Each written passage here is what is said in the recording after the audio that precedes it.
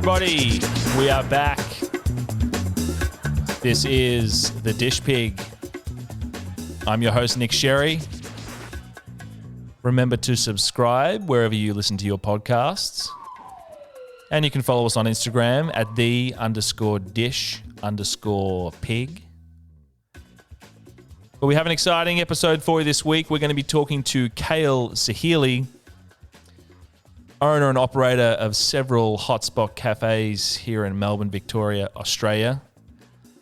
Also recently turned pizza baron. And we're going to break down the evolution of the cafe. So let's jump in. Welcome. Thanks for having me. Mate, it's been a while. It has. We've known each other for, 18 years? 20 years? My earliest memory of you is sitting in my parents' backyard smoking cigarette after cigarette when we were probably like 14. The glory days. The glory days. Well, we've both matured a lot since then, I would hope. We have. Now tell me, what was the last thing you cooked for yourself? For myself, what we've been cooking lately at home a lot of is just like butterflying whole chickens, marinating them, char grilling them, and just serving them with like salad. Oh, nice. Simple, easy. Kids eat it. We eat it. What do you marinate the chicken in? I usually marinate with like za'atar and olive oil. It's like a Lebanese spice blend. And Za'atar? Yeah. It's just right. like, it's a blend of like sesame seeds, thyme and sumac, I'm pretty sure. And just olive oil, lemon zest, salt, pepper on the char grill. Sensational. And over, proper coals, get it going, or... No, not proper coals. It's usually a bit of a hassle. This is more just like a midweek. Yeah. Easy to do. That sounds bloody good. It's good. Bloody good. Kids enjoy it. One chook does a family of 4. Granted, the kids don't eat too much, and even better for you. Exactly. Yeah, I've coined you the cafe whisperer. I'm the only person that calls you that. That's true. Try and keep it that way. Because I think you've opened probably more cafes than years I've spent in school. But let's take a step back for a second, because you grew up in hospitality, right? Yeah, my father had a restaurant not far from here. It was like just sort of your classic local sort of bistro, breakfast, lunch, dinner eatery. And we sort of grew up always hanging out there, always spending our afternoons there after school, hanging out in the kitchen, just grabbing cucumbers, chopping them on the chopping block, and then just sort of like throwing them in the bin. Pretty wasteful, but it was a good way to get some nice skills. But they had an apartment upstairs for a while, and we'd get babysat there by the chefs or by front of house staff or something. So I was always like in that sort of realm of hospitality. And then as we grew up, we sort of, I just remember getting dinner from there every night, Dad bringing it home or Mum bringing it home or something along those lines. But always sort of, the discussions around the family dinner table were always, I guess, hospitality related. What was the name of the restaurant? Manhattan. I was thinking last night, like, was it called Manhattan? And it is. Yeah. Yep. So when did he open that place? I think he opened that in the early 80s. Wow. Okay. Early to mid 80s. So before you were born, he already had the restaurant. I'm pretty sure it may have been a couple of years after I was born. I'm not 100% sure. It might have been like anywhere between 83 and 87, I'd say. He had it with his brother, and they went their own ways after maybe 10, 15 years or something. But he was there for about 25 years in total. Mm-hmm. We sort of worked there when we finished high school and stuff. And I remember like we were looking at like sort of getting involved after I'd finished uni, and it didn't eventuate. He sold out and we moved on. Because was he, you grew up with a very solid education, but was he there kind of championing you to go into the hospitality industry, or was he saying, fuck no, stay away, it's not a good idea? Yeah, it was one of those things where like we were all like, we all went to uni, we went to TAFE, went to uni, all that sort of stuff, did a Bachelor of Business. He was like pretty keen on me to not go into hospitality.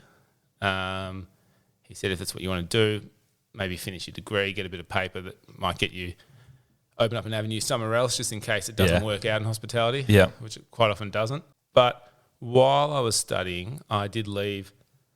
I left uni on sort of 2 occasions and went cooking in a few places around Melbourne, like just with like sort of like whatever skills I had, just tried to get a job there. So I always liked it. It was a really good time in the restaurant industry in Melbourne. I reckon like the sort of booming, and there was a whole heap of places opening up. And I remember, I think it might have been 2000 and maybe 6 or 7, maybe earlier, when Rockpool came to Melbourne, and I was like, oh. Down in Crown, right? Yep. I'm like, I'll just go for a job. And I just sort of went there and I said, like, look, if you can just give me an opportunity. I haven't got any of the bits of paper. I haven't got any apprenticeship. I haven't done any of that sort of stuff, any cooking courses, but I can cook and, like, you know, teach me once and you won't need to show me a second time sort of thing. And I really enjoyed my time there. I was there for about 6 months. So they gave you a job in the kitchen at Rockpool. Yeah. Just peeling potatoes. Yeah, just doing all basic stuff. Yeah. It wasn't helping out with prep and doing service, but not like, certainly not like, you know, bottom of the barrel sort of stuff. You weren't there with Neil Perry, like just putting the finishing touches on, you know, the dish. You know, no, I didn't have like a pair of tweezers in my in my top pocket. No, it was like a really good learning experience. I loved it. I went and travelled after that 6 months. So how come it was only 6 months? Like, because basically I think I was like 22 and Beck and I decided we were going to go Southeast Asia for 6 months. Like, you know, everyone does at that age.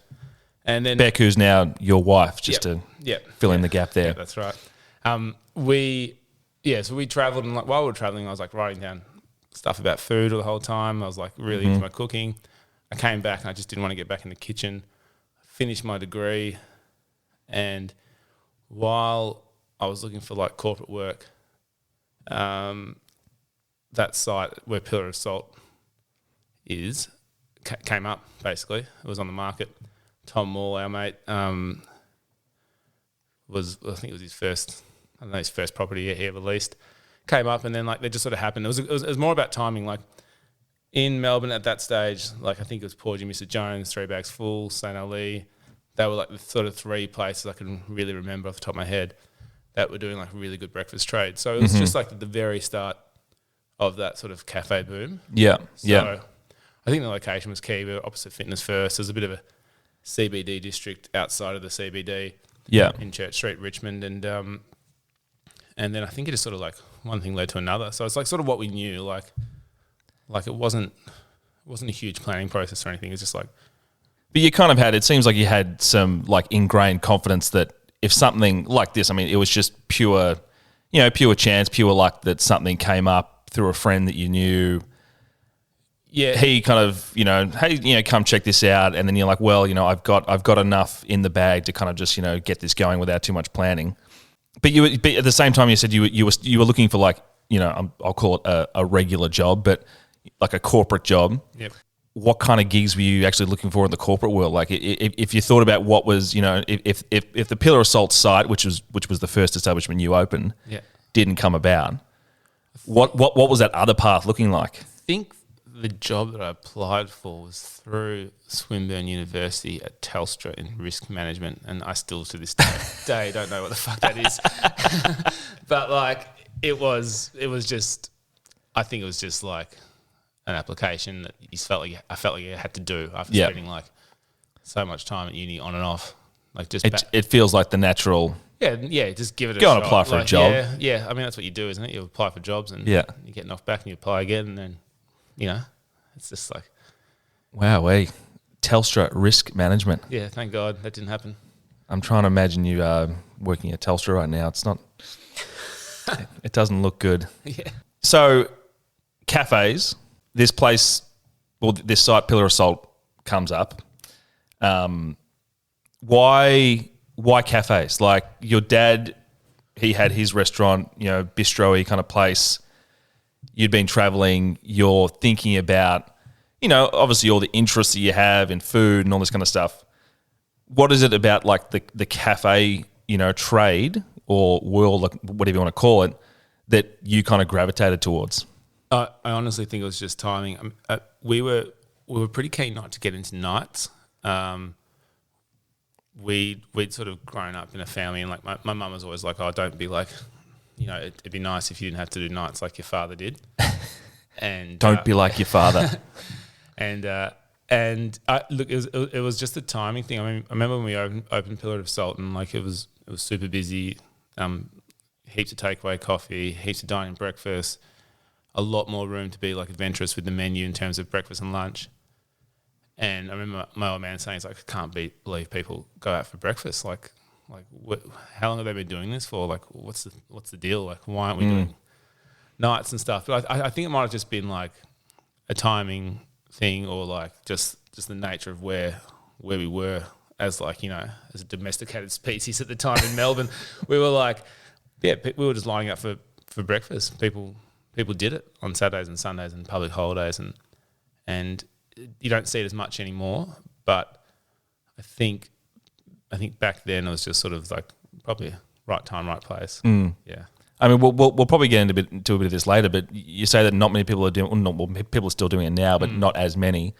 I mean, that's got to be just a pure COVID effect of people being at home and actually cooking more for themselves at home, or was it a trend that was kind of maybe coming in a bit before that? Yeah, I think it was a trend that was coming in already. They're sort of a dime a dozen now. Cafes, they're left, right, and centre. Every time a new building goes up, every time like an office or apartment building goes up, there's generally a space for a hospitality cafe down the bottom. It's, like a bar, but it's usually a cafe. And like I think the council requires a retail space at the bottom of these buildings, or they did. And what happens is the developer usually just sort of funds it, puts someone in there, makes it like, so what happens is the barriers to entry drop. It's anyone can sort of open up a cafe, sort of dilutes that sort of that market share. So there's more places opening up, and I probably think the same people going around, and the products are all pretty similar. Well, I was going to ask, does that mean that the quality of these places are going down, or is the standard still pretty high? I don't know. It's a hard one. I'd say it's not that, hasn't gone down as much as what you'd think. Like, say something opens up next door, and what it does, it becomes like a price driven marketplace. So like you can get a coffee for $4.30 down here. You can get something that's similar, maybe not as good, but really similar for $3.50. Like right. $3 down. So it's like, well, it depends on the consumer then, doesn't it? And you're focusing, I mean, we're talking purely about coffee here in terms of, across these establishments, but when we shift the focus to food, is that where you can see a bit more of a fluctuation in, I mean, look, you might have someone that's serving up a ham, cheese, tomato croissant at some place that's barely even warm in the middle, and then, you're doing some, whiz bang bloody, I don't know. Something special, yeah. Yeah. Heightened eggs Benedict, something like that. It's funny. I feel like it peaked and got kind of ridiculous for a couple of years there, where you'd be seeing like lobster with béarnaise, poached eggs on a fucking like green or purple bun for like $26, and you're like, it's just stupid. Like, sounds delicious, but yes, a little bit ridiculous. Like, it might be covered in flours, it might be covered in like powders and freeze dried this and freeze dried that, and it's just like, it just, for me, it got like over the top. And I think we've seen a bit of a return to like more classic, simple, well produced food. Yeah, which I think is a good thing. Yeah. All right, well, let's. I want to take us further back, because I did a bit of research during the week about the history of cafes. Do you know much about the history of cafes? Not as much as you, I don't reckon. Do you? Well, I mean, spending 30 minutes on the internet, I'm now an expert. Yeah. So cafes, so the Middle East. Your dad's from Lebanon, correct? Yep. Oh, well, you're born to be in the cafe business. There you go. Hospitality. So it's said that the first cafes or coffee houses, as I believe they were called, they first originated in Damascus. Yep. And then spread to Constantinople, which is now Istanbul, where the first record of a cafe serving coffee dates back to 1475. And there's even a record of the name of this place. It's called Kiva Han. I hope I'm pronouncing that correctly. But these were places that became super popular, for people to gather, drink coffee, have conversations, play board games, listen to stories, music, discuss news, politics, that sort of thing. And then coffee houses, cafes, they started to appear in Europe in 1529. And a lot of this is said to have come from, so it's coming from Turkey, and they apparently invaded Vienna sometime back then, and then they're bringing the coffee with them, right? Yeah. So this leads to the first coffee houses popping up in the UK or in England in 1652. And actually, fun fact about this, it was in an English coffee house that the word tips was apparently first used for gratuities, where someone left a jar, like on the bar there with a sign reading, "To ensure prompt service, put a coin in the jar, and you'll get served quickly." To ensure. So apparently that's where tips came from. And then moving forward, 1672, an Armenian fella named Pasqua Rosi, again, probably saying that incorrectly. This person opened the first coffee house in Paris and held a citywide monopoly until his apprentice opened Café Procope in 1686, which still exists today, apparently. Oh, wow. So this Pasqua fellow he's probably the first Starbucks, had his chains going. 1673, they appear in Germany. And then 1676, the first coffee houses opens in Boston. So bit of a history lesson for you there. I told you knew more than me. But I think what's more important or I guess what's more relevant, and I came across this when I was researching it for the US, but it's Italian immigration into the United States and the kind of the rise of the espresso.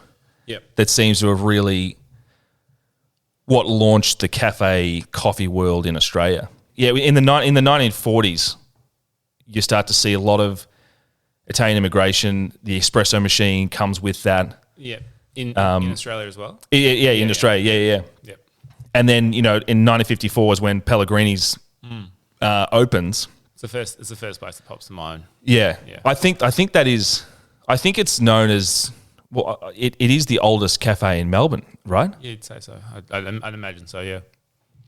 But yeah, that kind of that skyrockets the, introduces the coffee and cafe world to Australia. But jumping all the way forward to today, it seems like the Australian style cafe has become something that's like it's a world of its own.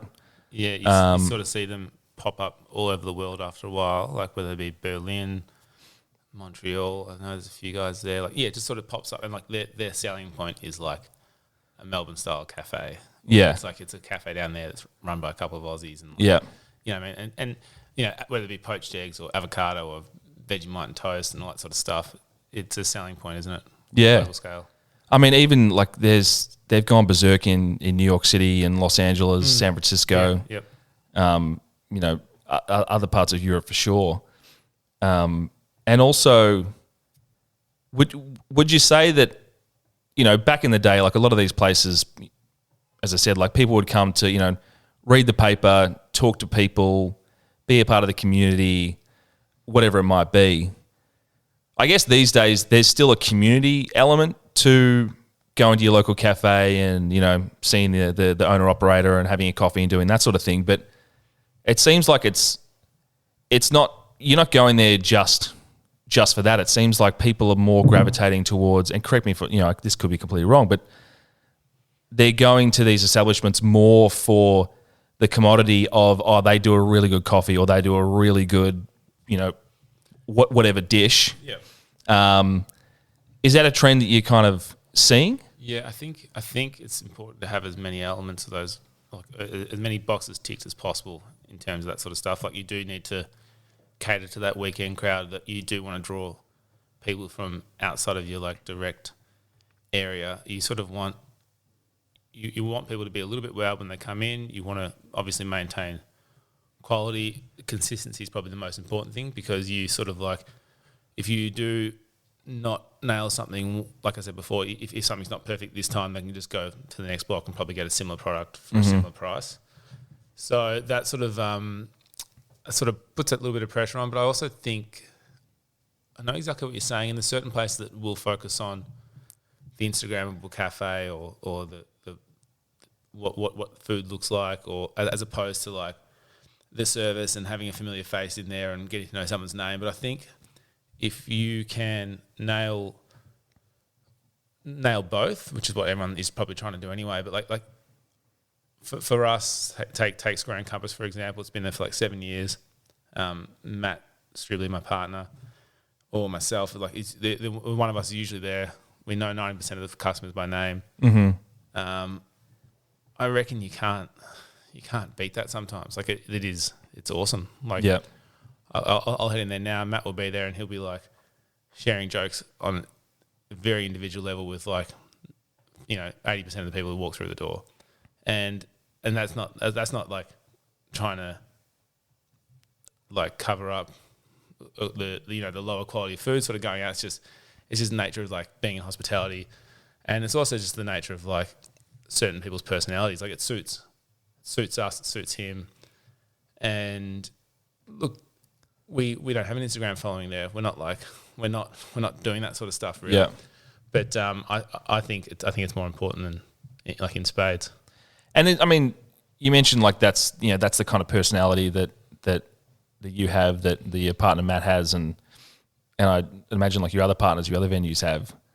Is that one of the leading factors that drove you away from becoming a risk management assessor at Telstra, for example? Like you just knew deep down that, all right, I have some skills in the bank.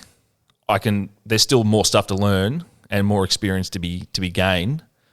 But did you know deep down that, all right, the corporate world is not for me. Yeah. This is the path I'm going to take? It's a combination. The main factor would be like probably growing up in that industry, watching our old man do it through the 80s and the 90s, and just like getting to the point where we would know people as well as he would, just from like it was just one of those things. I think like it gets complicated sometimes, but like the role is really just to make sure the customer comes in, has a good experience. Like we always tell the staff at the start of each shift, like let's not complicate it. We're just waiters. We're just making sure that the person who comes in has a good experience, gets served, gets water when they sit down. Mm-hmm. Their order doesn't get fucked up. It's like really straightforward. Like they say they want this, you write it down, you pop it in. Yeah, that's it. Like let's not, and we do it with a smile. Like that's it. Yeah. So it's I'd say that hospitality, that sort of effect of like trying to get to know a customer is probably more been like just our upbringing. Yeah, I'd say, and just like even like that Lebanese background when you go to a barbecue or something, or like Christmas, Easter, like it's just next level. Like you've really piqued my interest now about a Lebanese barbecue. So we're going to spend a few minutes talking about this now, because now I'm hooked. Yeah. What goes into a Lebanese barbecue? So we're sitting at a table now that's roughly like it's 2 meters by about 3 meters. So what's that? It's like your standard 8 to 10 person dining room table. Yeah. You probably need about 2 or 3 of these for like 30 to 40 people. Yeah. And my experience has been like it is just full of food, from like whole fishes, like mezza, salads, like any sort of protein you could possibly imagine, mountains of rice, mountains of chicken. Yeah. Almonds, all that sort of stuff, olive oils, dips, heaps of I mean, I actually don't know, like crudités, like fresh veggies and all that sort of stuff. And then out the back you'd have like these like bed of coals with like skewers of like kebabs, shawarma, which is like chicken or lamb, all just being turned constantly. And what we struggle to do, and I definitely struggle to do this, what we struggle to do in Australia is eat slowly and like enjoy these like 3 dining room tables full of food over the course of like 6 hours. Yeah, yeah. We usually grab a plate, we fill the plate up, and we're all guilty of this. And before we know it, we're like 15 minutes you peak. in. You Yeah, peak we're too full. early. Yeah. And then like you're just like, you're done. Whereas you're meant to like sort of do it over the course of a day. And enjoy it and socialise and like Grazing. Yeah. Absolutely. That sounds It's a feast. it sounds phenomenal. Yeah. Especially the bit about the coals out the back. We have this beautiful little liqueur, like it's called arak. It's like it's made from grape and aniseed, and you dilute it with a little bit of water, like one part arak, 2 parts water, ice, and you sort of use it as a digestive. So what it allows you to do is sort of continuously eat. Just keep going. Yeah. Ooh. I might have to get a case of this stuff. I'll get you some. So it's similar to like, I mean, I've always been a bit of a sucker for a Verna after a meal. Yep. Similar kind of, but works better. I think you do this during your meal. So it's not just for after. You can actually. Yeah. Got it. Yeah. Even better. It's like after each course, just have a little Bang. Start again. Reset. Wowee. Yeah. So When's the next Sahely family Lebanese barbecue, and can I come? they're pretty far and few in between now. Like the extended family's just gotten huge. Yeah. So I mean, what's the Lebanese community like in Melbourne? I mean, if you compare it to like, it's huge Greek population, huge Italian population. I think don't quote me. I think Melbourne might be the 3rd most. It's got the highest population of Lebanese people outside of Lebanon, and so it's big. It's big, significant. Yeah. I think maybe Rio as well. Oh, okay. Yeah. Interesting. So it is pretty significant, particularly in the northern suburbs, or not northern western suburbs. Yeah. But like when you head down Sydney, like I reckon it's the best when you head down Sydney Road, like sort of that sort of neck of the woods. There's like a huge. I mean, I went to like a private school in Toorak, and there's like maybe half a dozen kids who are Lebanese in my class. Throughout the 90s. So there's a big class. Yeah. Yeah. Yeah. And speaking of family, you're in business with almost everyone in your family, right?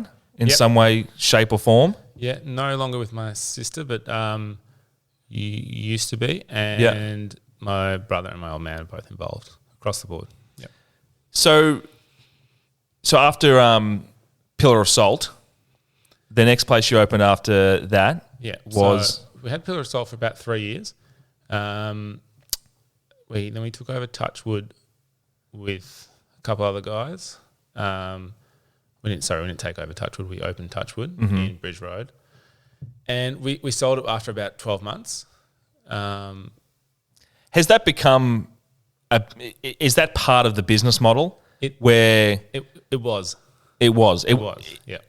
Okay. So this is an example of how the industry's changed. Like you used to be able to sort of open something, run it for a few years, get its numbers up, flog it, and flog it for a pretty good amount. Like a lot of the time, there was a lot of people willing to buy. That's all sort of changed. But yeah, in the first few years, we did open and sell Pillar of Salt, Touchwood, and Barry. Mm-hmm.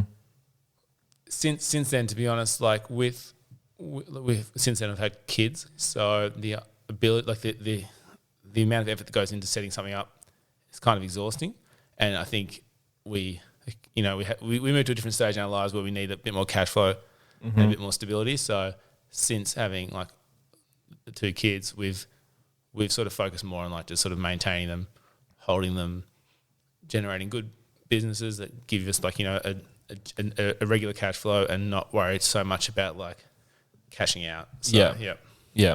You've got Square and Compass, and what are your other places now that you're still involved in?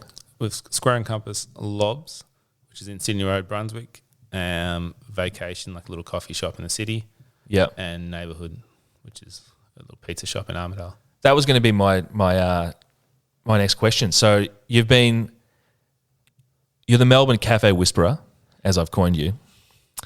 How do you then shift focus and open up a pizza joint? Yeah, so this wasn't our intention originally. Like, as I mentioned before, the idea was to stay out of nights. Right. But I was living down the road from this place in Beatty Avenue, and it was a pizza shop. I'd done everything. I had done a good fit out. Kitchen was new, permits, grease trap, everything ticked all the boxes. Liquor licensing. Something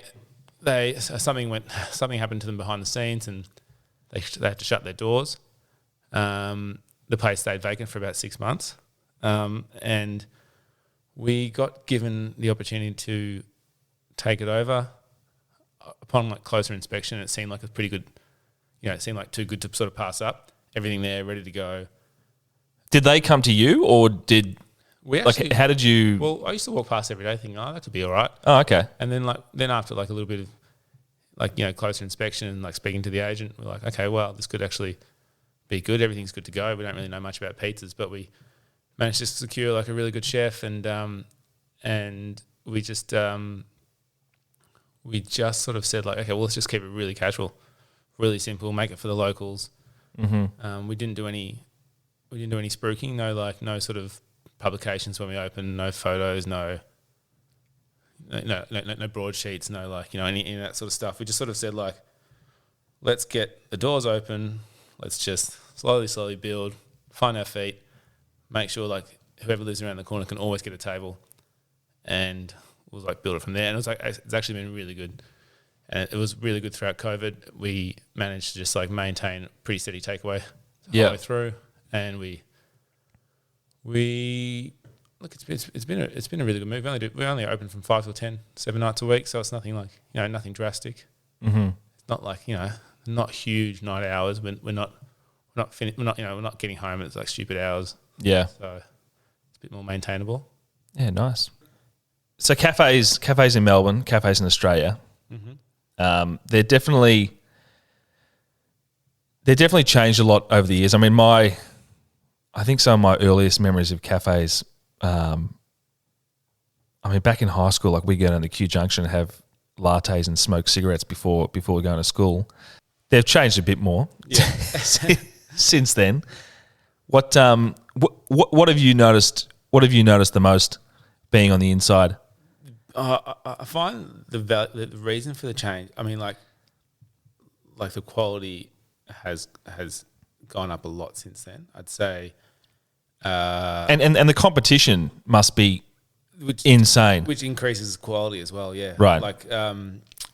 Real simple example is the fact that you can be a full-time chef, working days only, still raise a family, still be part of society, not have to work nights, and be on a similar salary doing food that's restaurant quality without those doubles and without those night shifts and those late nights and drinking after work and all that sort of stuff, which helps drives that. So it's a lifestyle choice as well for a lot of people in hospitality. So, and it must be way more appealing for some. Yeah, for sure. So I think we can owe a lot of the increase in quality, particularly in terms of food, to the fact that there's an opportunity for better lifestyles for a lot of chefs if that's what they're after. Mm-hmm. I mean, everyone's different, but if that's what they're after.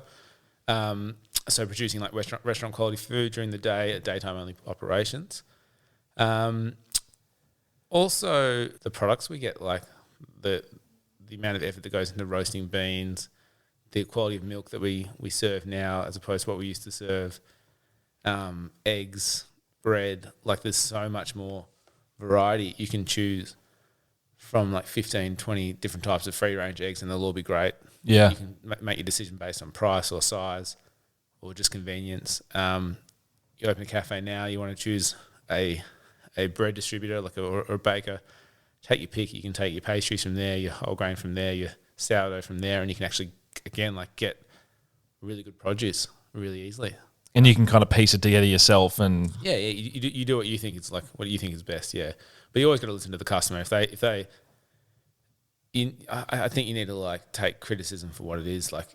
It could quite often be really productive. Right. Yeah. So like you can go in there with your vision, that's great, and your ideas, and sometimes you nail it, but sometimes you won't. And like you got to be aware that when you haven't nailed it. Can you think of an instance where you've had some criticism come back and you're like, holy shit, that's completely true. Maybe I missed this. I'm gonna use this to improve, like whether it was a dish, something to do with service, anything to do with the business. Yeah, absolutely. Off the top of my head, the only real time I can recall, like it's happened heaps of times. No, like we're saying, heaps of criticism. It's all welcome though. It's never personal. It's never personal. It's just it depends how, obviously. It helps if they say it in like a nicer fashion as well and like in a constructive way. I remember when we first opened Square and Compass, and Matt and I had like put a fair bit on the line financially. So we were like, kind of like running pretty hot. Like our tensions were pretty high. We opened up. We were busy. We weren't crazy, but we asked like, a lot of the locals, like, what would they change about this? Did you like that? Would you come back again? It's not would you come back again, but it's like, could you eat this on a regular basis? Mm-hmm. Or is this too fancy for you to come in Monday, Thursday and Sunday and have like this sort of dish? And a lot of the feedback was, I live around the corner. It's beautiful. It's probably a little bit too much to make it part of my routine, my weekly routine. Yeah. So it sort of came down to like, okay, well, let's just dumb it down a little bit, make it more approachable, something that someone can eat like 3 or 4 times a week. Because that's what's more important, really. And I mean, when you're talking specifically about a place like Square and Compass, which is in East Melbourne, here in Melbourne, Victoria, it's always been a bit of a, would you call it a bit of a dead zone for cafes in general? Like my old man used to live right around the corner from there for about maybe 1 or 2 years. I was a bit younger then, but there wasn't much around there in terms of cafes and options, unless you wanted to cross over Victoria Street, go up, Smith or something, down to Smith, or go over to Brunswick Street, or go the other way to Richmond. Yeah, it is like I think it's a great suburb, East Melbourne. It's pretty awesome. But there's only like 3 or 4 cafes, or in the whole sort of East Melbourne.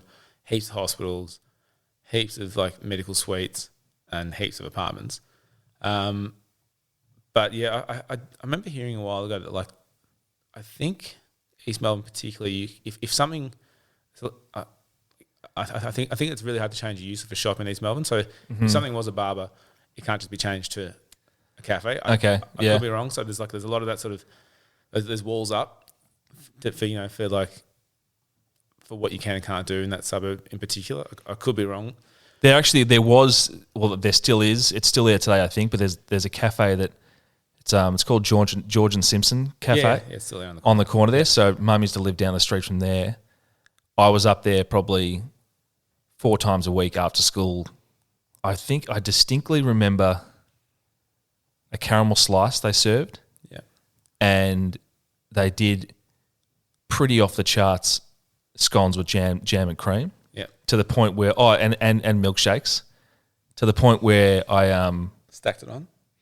Well, I did stack it on a bit, but I had myself a bit of a jam and cream with scones picnic by myself in the garage of Mum's place. And my stepdad came home from work one day, and the roller of the garage door opens up, and I'm sitting there on the ground in the garage, and I'm like, the look on my face was just pure shame, pure shock. It's like busted being a pig, little fat prick. But yeah, that's the only other cafe actually that I probably knew existed in East Melbourne. But on the topic of you living around the corner, vacations underneath Graham's old apartment. I was yes. Yeah. I think I only recently just figured this out. Yeah, it's hilarious, isn't it? That place was, a lot of different places went through there. Yeah, I can't remember what it used to be. It used to be like a little Chinese takeaway place. Right on the corner of Exhibition and Flinders. Yep. And for those listening, Nick's dad was on the top level. We had a few good nights up there actually. Just a couple Couple. Yeah, I think it was a little Chinese takeaway place, really run down. It was for lease. That was like being advertised for a while. That site, but it seemed like a good spot to put like a little coffee shop. It's got a good exposure. We put some high windows in. It was pretty run down. Like they had dropped this. It's got like 8-meter ceilings inside. They had dropped the ceiling down to about 2.5 meters, and they had just filled the ceiling up with flat cardboard boxes, and the canopy just dripped oil onto the cardboard boxes, and the boxes would just soak up the oil. God. So there was no actual extraction. So the extraction would just go straight into the vacant roof and just drip onto the cardboard boxes. So that was their method of and they just replaced the cardboard boxes after they got a bit too. Yeah, I think it might have been like one of those back in the day when you could probably just get away with a little bit more. My God. Going back to criticism. Yeah. Any other instances that you can think of where, I mean, have you had any, I mean, this shouldn't be a time to kind of pay out on shitty customers, of course, but you must have come across a few interesting experiences where maybe you might question the criticism, or no, sometimes you accept it, sometimes you're like, well. Yeah, I mean, like, look, you never know. It's like someone could be having a bad day, like, and we could be having a bad day as well. Like, so it's all sort of each to their own. You always got to, like, you know, like say like this is not really this. I can't really think of anything off the top of the head where we've exploded at each other. I mean, we've had a chicken baguette. Like, you know, one guy was waiting for a chicken baguette. He felt like it was too long. We handed him the chicken baguette. He threw it back. Like, you know, threw it back into the kitchen and like stormed off. And like, you know, when we first introduced a surcharge on weekends, the price of our long black coffee went from $4 to $4.40. Okay. Not a huge jump. Yeah. If you're sitting, you know, having a long black, and a free glass of sparkling mineral water in the city, like you'd think it's, you know, it's pretty privileged. Someone didn't throw the long black back at the barista, did they? They cracked the shits and poured it like right on the floor across the cafe and just walked out. Left his girlfriend at the table as well. You're kidding me? Yeah. Asshole. What a dickhead. I know. So look, there's stuff like that. All because of a 40-cent increase in his long black. Yeah, but like, you know, we offer like, I mean, like you're paying for the whole thing. You're paying for the newspaper that gets dropped at the table. You're paying for the glass of sparkling mineral water that you get complimentary. You know what I mean? It is. Yeah. It's all part of it. But like, yeah, look, I mean, he might have just been having a bad day, but clearly, yeah. But like, you know, it's just one of those things. It's like even like with things like, oh no, never mind. I was going to say even with things like food poisoning, right? Like say someone. This is like one of those. Look, things, you know, you come into one of our establishments, you're rolling the dice, all right? It's just like you have to treat everything like, and you have to treat everything like it's possible. Like, you know, like, oh, I got sick, you know, but like they could just get gastro, they could get this, and certainly you always associate the last thing you ate with your sickness. Right. Yeah. But then you can't disregard it. You can say, well, I'm not going to be like, mate, we sold like, you know, 250 of those products on Saturday. Like, there's no way. Yeah. No one else is sick. Yeah, like this person had the one chicken baguette that was on the kitchen floor that bloke threw back, and you just, you know, resold it. You need to say like, what can I say? Yeah, you need to say like, well, chance are it's not, but we got to treat it like probably like with most criticism. You need to say like, okay, we'll look into it. Yeah. You know, blah blah blah. Now, very, very important question. Melbourne, well, I should say Australia. Yep. The birthplace of the flat white coffee. I mean, you can actually get on menus in LA, in New York, pretty sure in these other Australian style. I mean, Nick Reed from Tequila Tromba, he has a cafe in Guadalajara, Mexico called Fitzroy. Everyone serves a flat white. So Australia being the birthplace of the flat white, what the fuck is the difference between a flat white and a latte? And, I mean, cappuccino's a bit more, you know. Yeah. That's a bit more self-explanatory. What is the difference between a flat white and a cafe latte? The difference for me is just a glass and a cup. Like, I don't actually know the difference. I think there might be, like, if you like really delve into it, you'd say like, okay, there's a higher percentage of milk to coffee in a flat white. Got it. As Okay. opposed to a latte. Yep. Probably a little bit less crema. Yep. Really big difference? Not really. Do we nitpick? Yes. You know what I mean? I did read once. I think it actually came from New Zealand. Really? I think maybe we claimed it like we do. Controversial. Yeah, right. But you know, it's. I mean, who cares? How do you drink your coffee? I mix and match a bit. Yep. It depends how I'm feeling at the time. Mm-hmm. I'm pretty adaptable. Like, so since living in the US, when I moved there 2011. Yep. And at the time, you could not get a good like milk coffee, Yep. a latte, that kind of thing. Well, at least to the standard I was used to from Australia. You know, it's always been such a wanky thing to talk about. It's like, oh, the coffee in Melbourne's sensational. Like, you can't get anything better anywhere else in the world, blah, blah, blah. Part of it's true, but since moving to the US, I've really gravitated towards a filter drip coffee. Yep. And, you know, getting into a bit more like, you know, how do you like your roast? Like, you know, the strength, all that kind of stuff. Where's it from? Is it, you know, I'm not on any level of like, oh, this is a single origin, blah, blah, blah. Yeah. So I've pushed more into that, like the filter coffee kind of world, which it's like, it's, I find it easy to drink. It's like, it's nowhere near as strong. It's not like, you know, your super, super hardcore, like, you know, cup of mud, long black espresso or anything. But at the same time, I'll come back and, you know, I'll have a flat white and blah, blah, blah. But it does depend how I'm feeling. Like I've noticed if I come back here, I can't drink too many like milk kind of coffees because it's too much milk. It's just like, you know, a bit bloated, you know, it gets a bit bloated. Yeah, I know. I think you just need to just play it like just whatever you like is what you like. It doesn't have to be like what someone else is telling you. Like, you know, if you want to put espresso coffee through, like, you know, an espresso roast through a French press or a pour over, because that's what you like, which is like not the way, you know, the third wave roasters would do it. Then do it if that's what you like. Now, you mentioned something there about third wave roasters. So I've only recently learnt about the waves of coffee. Yeah, so like the level of like nth degree they go to. So what's the first? So can you break down the waves? No, I can't. I can't. I'm not going to try. All right, excellent. So we'll skip over the waves. No, from my understanding is because I'm not involved in any roasting. Like, I mean, we roast, but I don't. Everyone's got their own roles, and and Jimmy is excellent. He roasts amazing coffee, and he distributes, and he does all the green buying and all that sort of stuff. And that's through Vacation. That's through Vacation. Yeah, and I have very little to do with that because it's complicated. And it's like it's hard, and I don't know it. I don't need to know it. Take some skill. Yeah, I trust him. I'm past all that.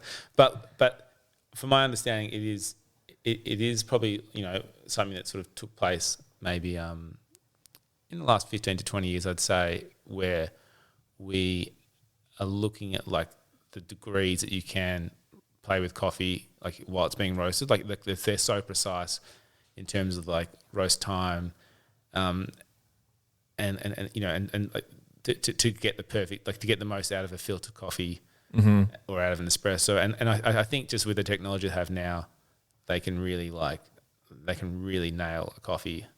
And I think it also means like things, you know, they look at brew temperatures and all this sort of stuff, which is like way over my head. But I think it comes down to like they're probably doing some amazing stuff. But if like it's like wine, if you like something, then you like it and just enjoy it for what it is, you know. Yeah. Yeah. I think we sort of overcomplicate things sometimes. I actually remember when we were at Pillar of Salt, we used to do like a siphon coffee, which is like one of those extraction, like the backward sort of extraction, like through heat. Oh, the kind of comes up from the bottom. Yeah. Yeah, we used to serve that. This is like going back 10 years ago. We used to serve it on a board with like a cold pressed honeydew thing that we'd do ourselves as a palate cleanser. And now I look at that, I'm like, oh, fuck. What was I thinking? Like, now I just feel like nah, just long black, batch brew. That's all you need. Keep it simple. It'll still taste good. Guarantee it's going to taste good.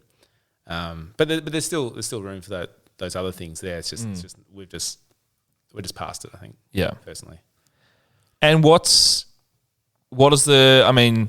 you've just jumped into a pizza joint. What's you're 36 years old. You've opened 35. 35. Sorry, I apologize. You have opened up like 8 different establishments, something like that. Yep. And you're only 35 years old. Yep.